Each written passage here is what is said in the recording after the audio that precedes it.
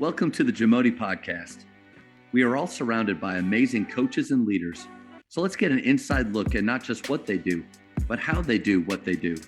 After all, becoming the best versions of ourselves is JAMODI, just a matter of doing it. Coaches, the JAMODI podcast is powered by Shoot 360. The future of basketball has arrived in Dallas-Fort Worth. Shoot 360 combines the latest sports technology with the fundamentals of basketball skill development. The result is a one-of-a-kind video game-like basketball program designed to improve your shooting, dribbling, and passing. Visit shoot360dfw.com to learn more and register for your free 1-hour workout evaluation. Shoot 360, the future of basketball is here. But that was all on organization, almost about 30 minutes. So let's go to the second one. Okay. Hey, it's your world. I'm living in it, Matt. I think you're going to talk about journaling. Well, yeah, I was just gonna say, I try to journal. It's mentally clearing for me. I don't know if that's the best way to say it. You're upset with this or that or the other thing, or you're feeling good about something, and I just think it's a positive thing. It doesn't hurt anybody. The only thing that gets hurt is maybe the paper when you're pressing down on it a little bit harder because you're venting some frustrations that you've had. But that's been something that's positive for me. I think it's so important to, man, you got to take care of yourself. And I was at a point about 6 years ago, definitely just a victim of coach's burnout, self-induced. And for me, it was a deal where I lost, excuse me, I lost my mom at 44. She died suddenly of a heart attack. I mean, she was healthy, fit, that type of thing. And things were happening with the job that were coming home in a healthy way to the marriage, stuff like that. And I was, I was taking in a massive burden of things, and it just got to the point where, man, you're losing weight, you're not eating right, you're not sleeping right, all of those things.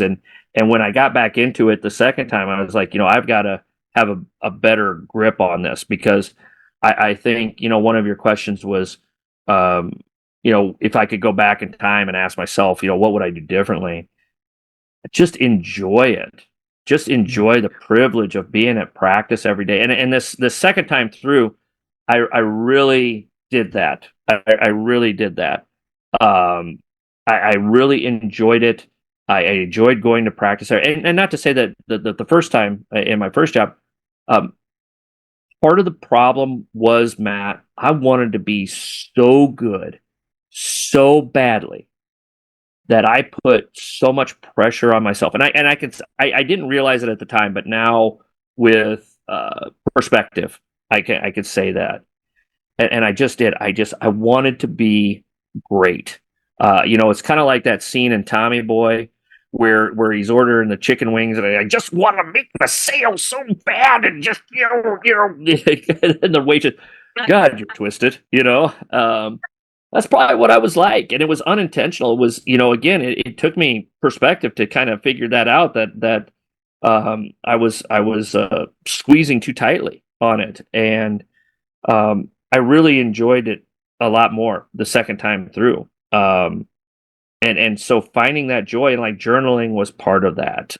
Talking much more openly about the way I was feeling, like talking with my administrators. Like I was much more proactive in my communication with my administration the second time through. If something bothered me, I would go in and talk about it. I didn't, because I'm the type of dude that normally is just like, I don't want to burden you with my problems. I want to sort this out myself. I don't want to be that guy. I feel like I'm whining to you because of this, that, and the other thing. And what I figured out was, no, it's better to go and to talk. And, so I think those are things like journaling and taking care of yourself. I think that's something that I learned a lot about from myself, and that I encourage other coaches to do. I went through a situation, and I'm not going to go through the details of why I'm not coaching anymore. But it was a very frustrating thing, I guess would be the best way to say it.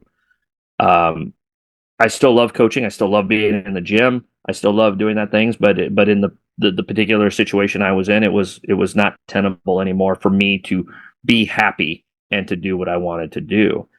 I wouldn't have done that 8 years ago, 10 years ago. I'd have been the bull in the china shop. I'd have fought my way through it. I'd have been like, I'm assuming this is a PG-13 podcast, so I'm not going to use the words, but I got the faith chair for a reason right yeah, now. I see that back there, and I don't want to get in trouble either, but that's something, and I told my administration that last spring. Yeah. If this was 10 years ago, I'm fighting like crazy. Now I'm going to move on to other things. I'm going to do other things. I love this. I love it with all my heart. I'm passionate about it, but I got to take care of myself first.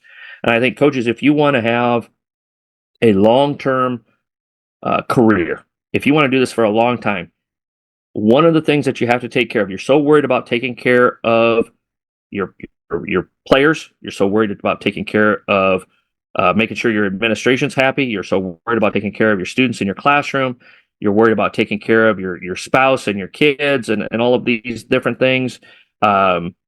You've got to find stuff in there where you're going to take care of yourself as well, because that's at the core of it. And if you're no good, then all of these other tentacles that come with the job, they're going to suffer. And I did a lot better job with that the second time around. I feel really good. But it was just time to move on from this particular situation. Man, Coach, thank you so much for sharing that. And I know it started off with journaling, a habit that I'd like to get And better that's at. and that's my And Italian attention span that kind of goes in no, different. no, no, it's good. That's one of my favorite things about doing this is just how it flows. And Yeah, I have these questions to kind of give me a roadmap, but we've already hit a couple of them, and I haven't even asked. But going back to what you shared, I wonder, do you think most coaches experience that burnout feel at least once in their career? yeah. Well, I would imagine. I mean, if you Yeah. don't, quite honestly, it's kind of it's like a warped thing within the profession or anything you want to be successful at. If you want to be a successful lawyer, if you want to be a successful whatever, pick the career. I can't think of anything other than lawyer. So, but you're going to push yourself. Yeah. And part of it, to a degree, we tell our players, push yourself to a limit or push yourself to a place that you didn't think that you had, in you. And to a degree, as a coach, we're going to do that as well. If we truly want to be great, and most of us that are in this profession, we're not in it to go, hey, that was just a lot of fun putting on uniforms and running around for a couple hours. No, we're out here to win. We're out here to be competitive. We're out Yeah. here to find any sort of advantage that we can against our opponent. And we look at these computer screens for hours breaking down film, and we're going through trying to make ourselves better. Um, you do have to push yourself. Um, I feel like now, in my own journey, I've told my wife this. I've told other people this. I'm 50. I'm 50. I'll be 51 next month. Um, I don't know if I'll ever coach again. I mean, I really don't. Do I feel like I definitely could have a few more seasons in me? Absolutely. But I don't know if I can do it the way that it needs to be done at the way that I want it done again. Because I just can't do it and just to do it, just to have something Right. to do. I'm cheating the kids, I'm cheating the parents, I'm cheating everybody that's there. And so, yeah, I think, Matt, that I think everybody probably does get to that point. It was great. I took 2 years off. I took 2 years off. I really wasn't ready to coach again until about a year and a half out. I remember distinctly about December of my second year out, and my wife and I were kind of talking about it. And um, I said, if the right situation came along, I think I would want to do it again. Now it had to be the right situation, and in my mind, and everybody's checklist is different. But here's the 4 or 5 non-negotiables, and these are things that I learned that it's got to be like this. This has to happen. This has to happen. Um, and if nothing isn't met, I'm happy with my life right now. I don't need to do this. I feel good about it. And again, my life's a little bit different. I'm doing the podcasting. I've got the website. Doing all these other things. So I've got this basketball Jones that I can get, that competitive juice that I can get, that a lot of people don't, that most people don't. So I understand that as well. But I was very cautious as to, I wasn't just going to take a job just to take a job. And I think with a lot of coaches, sometimes we take jobs just to take jobs because we need to feel like that we need to do it. And I had a really, really good friend of mine about less than a month ago, probably at the most a month ago, who called me and said, "Hey, I'm thinking about stepping away." And we talked for about a half hour, and he was picking my brain of what was my life like when I stepped away. How do you feel about this? How do you feel about that? Um, and so those conversations need to be had, and so I do think I think it's real. I Yeah. absolutely, it's real. I think it's real too. And I think everybody probably goes through it at least once. Mine was, this is my 18th year. So I'm not trying to act like I've done this for a super long time. I would imagine 15 I'm years is a long probably time, man. about, well, probably about in the middle, right? Assuming I make it all the way through. Yeah, And, but it was one of those deals where you're right. You're so right on the money with how you feel as a, I'll say a younger coach or a newer coach is, um, you want success so bad. You don't know what you don't know yet. yep, And you're spending all of your time and energy on this. And then as you go, some of those blows start to come yep, that, this parent is just against you, that you can't mhm, break through with this player. You have a losing season. You don't make playoffs. And these blows just keep going. And if you care a lot, it just hurts bad. yep.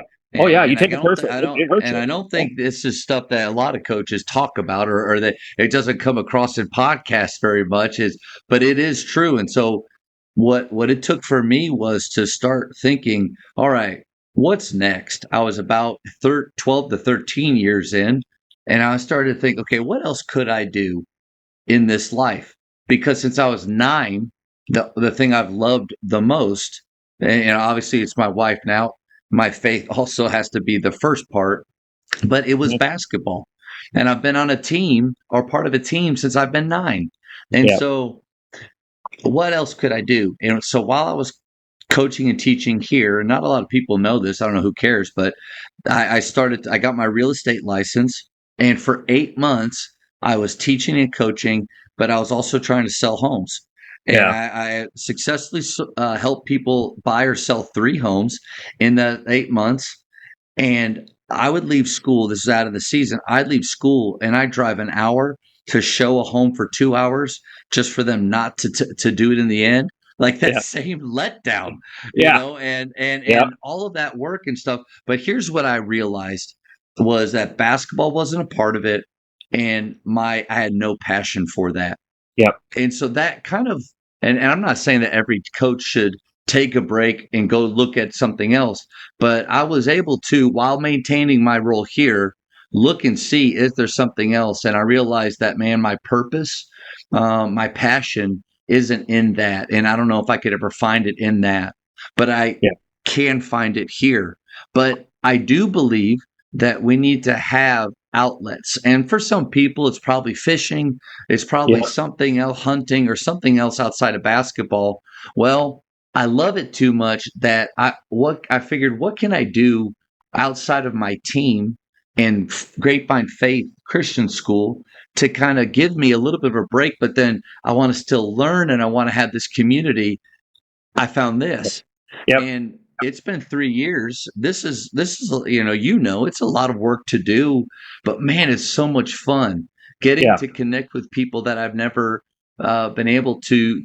I would never know you if we didn't do this. Most mhm, likely, and yeah, and so that's been able to give me an outlet, something else to focus on besides the 15 guys on varsity that God's put in my life and their yeah, parents or the rest of the program, and prioritize, but then also get to come home and come, like, get to be with Jan and my wife and completely disconnect.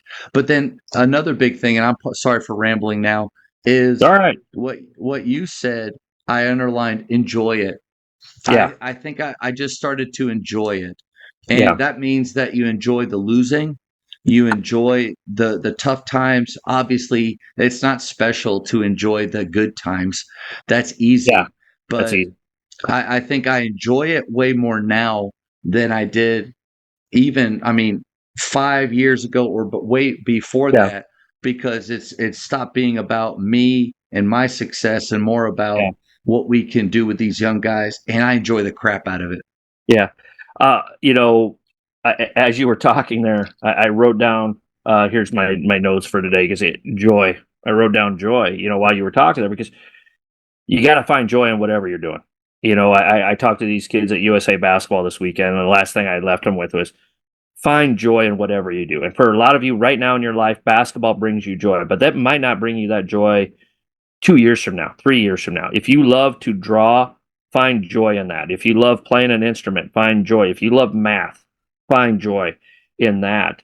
And one of the things that changed my perspective is uh, I became a lot better coach when I quit worrying so much about the winning and the losing. Yeah. And I just focused on the process. I honestly think, Matt, you're going to think I'm nuts.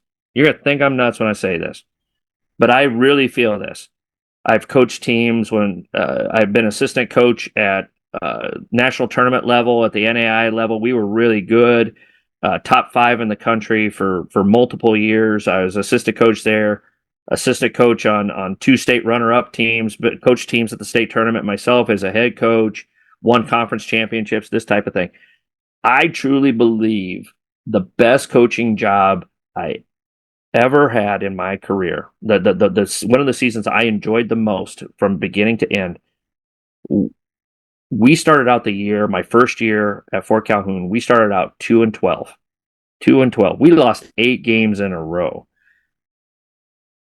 And those kids just kept plugging away, plugging away, plugging away. We finished 6-4 in our last 10 games because we never worried about. Now, when the lights turned on and people were in the stands, were we worried Sure. about winning and losing? Yeah. Let's Absolutely. be 1-0 that night for sure. But yeah, but it was always about taking the first step and the first step leading to the second step, so forth and so on. And that was the real. Now I went in with that mentality because before I took over, they had won 10 games in 3 years. They had won 10 games in 3 years, and we finished that first year with 8 wins, and we would have had 9. We had a game snowed out, and I really believe we would have won that game. So we were, that close. But you know, I became a lot better coach when I quit worrying about the winning and the losing, and just how can we get better today. And when I was at Scott, I used to say that, but I don't know how much I really did that. And again, that comes with perception or perspective. Um, I said it. I don't know how much I really did it. I mean, I did it to a degree, but then you would get caught up in, well, and it was just different things that I changed about my coaching philosophy, how we spent time going over scouting reports, all those different things that if we want to go down that rabbit hole, we sure can. But that's what changed for me, and that's what made it better, and I I think it think made it better for the kids too. I think one way if you mean it is on Saturday morning after you lost a tough game Friday night and you have that practice with your players. How do you show up?